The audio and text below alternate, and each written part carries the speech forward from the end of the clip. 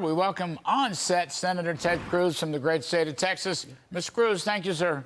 Larry, always great to be with you. Appreciate it. Janet, I can't help myself on this. Janet Yellen, ex-date, June 1st. Now, hang on a second. This is Janet Yellen who said inflation was temporary, transitory. Transitory. That was her beautiful word for it. Then on the CNN interview, she had a famous, we called it the hostage interview, and she acknowledged that there was some inflation. And by the way, a lot of people think they're going to get through the June 15th tax date just fine. Yeah. And therefore, this thing could go on forever. I mean, what do you think about this ex-date business? Let's start there. Oh, look, I think the ex-date is clearly politics. The fact that she said it on June 1, it's a nice round number. It sounds good. It's useful for the White House to scaremonger. You're a professional economist. The Treasury Department has always had a host of extraordinary measures that they seem to be able to drag this out for weeks and sometimes months. So I don't think many people think June 1 is necessarily a magic date carved in stone. But there's no doubt we're coming up at a point where the debt ceiling is going to face some acute choices. And so I'm glad that the House of Representatives, I think they passed a very good bill. I think they passed a serious bill that raises the debt ceiling but includes within it $4.8 trillion in cuts over 10 years. What I think the White House ought to do is accept that and agree to it. They're not going to. It's going to be a compromise. Something presumably less than what the House did, but I think the House's position is very, very reasonable. And I think that's reflected in the fact that the American people right now agree with Republicans that we got to do something to rein in the spending we're seeing. By 60, 70, almost 80% in some cases when you look at various polls. I think that... You know an amazing stat? 58% of Democrats think we need to rein in spending as part of raising the debt ceiling. Absolutely. So Biden is to the left of his own party as well. So basically, McCarthy is winning all these political battles. Now they're going to play the hand out as best they can. I just think it's interesting. The crux of this seems to be a statement by McCarthy. We should spend less than last year. Yeah. Okay? We should spend less than last year. Now, that's pretty reasonable. Domestic spending has gone up almost 20% since pre-pandemic, right? Defense spending, by the way, flat, actually down a touch. So why not try to spend less? We're in fiscal year 23. I think he's referring to 24, which starts in October. We should spend less than we have this year. That's the argument here. How's that argument going to play out? And I'm especially interested in what you think from a Senate perspective, because Senate's got to vote on this at some point. So let's start with big picture where we are and how dire the circumstance is. In 2017, which is not very long ago, total federal spending was about $4 trillion. Total tax revenue was about $3.3 trillion. That means, doing some quick math, the deficit was about $700 billion. At the time, the debt was right about $20 trillion. Now, what has happened from 2017 to today? That's a little over 5 years. Total spending has gone from $4 trillion to $6.4 trillion. That's a massive increase. What's happened to tax revenue? So remember in 2017, we passed the tax cut. You were very involved in it. I was very involved in it.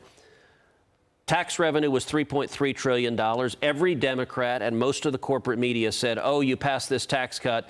It's going to result in federal tax revenues plummeting and a huge deficit. Now, we know now as a factual matter, every one of them was wrong. What they said was wrong. Every single year since 17, total tax revenues have gone up. And in total, tax revenues went from $3.3 trillion to this year, $4.8 trillion. We've added $1.5 trillion with lower rates because growth matters. But doing some quick math, the difference between $6.4 trillion in total spending and $4.8 trillion in tax revenues is a $1.5 trillion deficit, which means the total debt went from $20 trillion just 5 years ago to $32 trillion today. That is massive. That is an order of magnitude. That is game-changing. And what the House has proposed is really very modest. The House has proposed that our spending this year should be the same level that it was in December of last year, 5 months ago. Right. So remember, when you see Biden or when you see Pelosi or Schumer on TV saying these are draconian cuts, they're horrible, just ask yourself, in December of 2022, Christmas time last year, were you living in some Dickens hellscape where the federal government was anemically small and starving Tiny Tim in December of 2020? Because what the House has proposed is let's turn the clock back 5 months to where we were in December of 2020, and let's grow by 1% thereafter, and that results in saving $4.8 trillion. So it's a very reasonable And this proposal. 1 year ahead should be less. Yes. Just one Yes. year less after a 20% increase in domestic discretionary spending. Yep. Really. I mean, it's not asking too much. Now, I don't know, by the way. I mean, the way this thing, I think McCarthy may get what he wants. Yep. But I just mentioned that because that is the crux of the matter right now. If they can figure out these baselines, that's all McCarthy's saying. He's not going to get everything he wants. He's talking about getting 80%. You've been through all these negotiations. I've been through negotiations. The Freedom Caucus has been through negotiations. But that's his position. I mean, that's very reasonable. Well, and I spent a lot of time with the Freedom Caucus. A handful of us Senate conservatives met every week with the Freedom Caucus, met every week with House conservatives. And we agreed, said, look, on this debt ceiling fight, we don't need to solve every problem magically and all at once. Let's make a major, significant step forward, start to solve the problem, and take an incremental approach. I think that made a lot of sense. I think also the fact that the House, that they were able to get 218 votes and pass it, changed the terrain. Look, Biden was saying he wouldn't talk, he wouldn't negotiate. The only thing he would take was a clean debt ceiling increase. And that was objectively unreasonable and quickly became untenable. He had to give in and come to the table once the House acted. I think that was a very important step. Yep. It's also worth noting one of the big sticking points, apparently, between the House conservatives and the White House is over work requirements for welfare. Yep.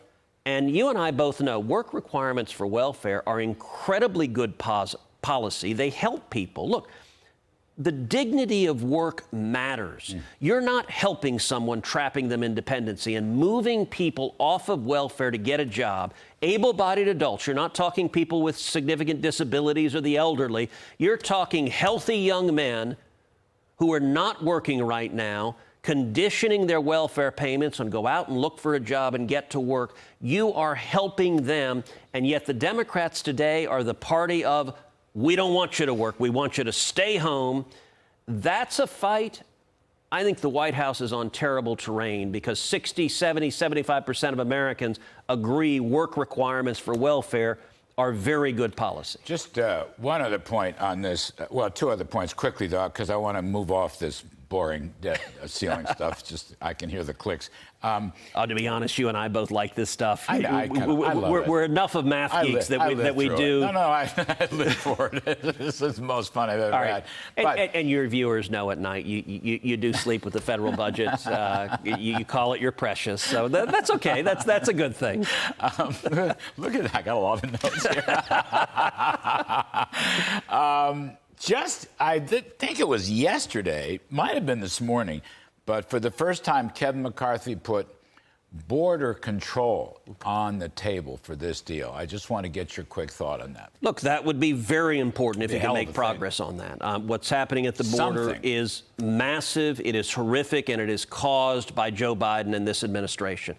I don't know if they're willing to give on that, but I salute the House for fighting for it, and I think we need to keep fighting for it and keep fighting for it.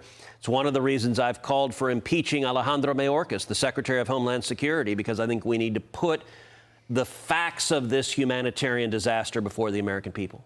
I am assuming that if the White House can make a satisfactory deal with the House of Representatives, that the Senate will find 60 votes. I mean, Chuck Schumer has been as quiet as a church mouse. Haven't heard a word out of him for a couple days, which is a lot, as you know. You don't think they'd block it, do you? Look, if the White House cuts a deal with the House, I expect the Senate to pass it. All right, good. I want to completely switch gears. I want to go back to the goings-on with the FBI and the travesty there. And my particular interest, Senator Cruz, is to keep the FBI out of the next election. Yeah. You are a lawyer. You have clerked for Supreme Court. You know a lot about constitutional issues. I thought subpoenas had the force of law. The House has subpoenaed the Justice Department and the FBI to release a document or a file of documents, 1023, I think the title is, that might well show Vice President and or President Joe Biden was involved in bribery, pay for play, all right?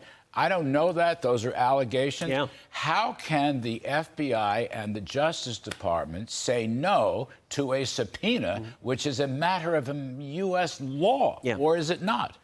Because we tragically have the most partisan, politicized Department of Justice our nation's ever seen. As you know, the last book I wrote is called Justice Corrupted, How the Left Has Weaponized the Legal System. And it walks through how Barack Obama turned DOJ and the FBI and the IRS and the alphabet soup of federal agencies into tools to target their enemies. And it takes you through the Trump administration, where you saw this firsthand, the deep state, hard partisans burrowed into senior career positions and waged war on President Trump from within the administration. And now those hard partisans under Biden are out in the open. They are brazen, and they are politicizing the enforcement of justice. So we just saw testimony of 3 FBI whistleblowers in the House in Jim Jordan's committee, where all 3 of them talked about being retaliated against because they dared speak out against the partisan politicization and the corruption. It is horrific. And look, your question is, how can the FBI or the DOJ defy a subpoena? Because subpoenas are not self-executing. And if you have someone that defies a subpoena, the next step is to hold the individual or the institution in contempt of Congress. Remember, Eric Holder was held in contempt of Congress. But when you're held in contempt of Congress, that too is not self-executing. The next step has to be the Department of Justice has to prosecute you. And they won't. They won't prosecute themselves. Because they didn't do it to Eric Holder. So I talk about it in Justice Corrupted, how once Eric Holder was held in contempt of Congress, he was Attorney General, and the Holder DOJ said, nope, we're not going to do anything. And by the way, just a week ago, the Biden U.S. Attorney in Massachusetts, Rachel Rollins, resigned in disgrace. Now, Rachel Rollins is one of the leading advocates in the country of abolishing the police. She is the most extreme prosecutor that Joe Biden put as a U.S. attorney. She had been a George Soros DA. She'd put out a list of 15 crimes she would not allow her prosecutors to bring. She had effectively legalized shoplifting and resisting arrest and dealing drugs. Well, she resigned after an investigation from the Office of the Inspector General found she had flagrantly violated the law. She had committed felonies, lying to federal investigators. She had used Department of Justice resources to interfere in a Democrat primary because she wanted the left-wing Democrat to beat the more moderate Democrat to be her successor. The office that investigated it said it was the most egregious violations of the Federal Hatch Act they had ever seen.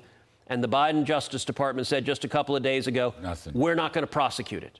Never mind that she committed brazen abuse of power. This Merrick Garland,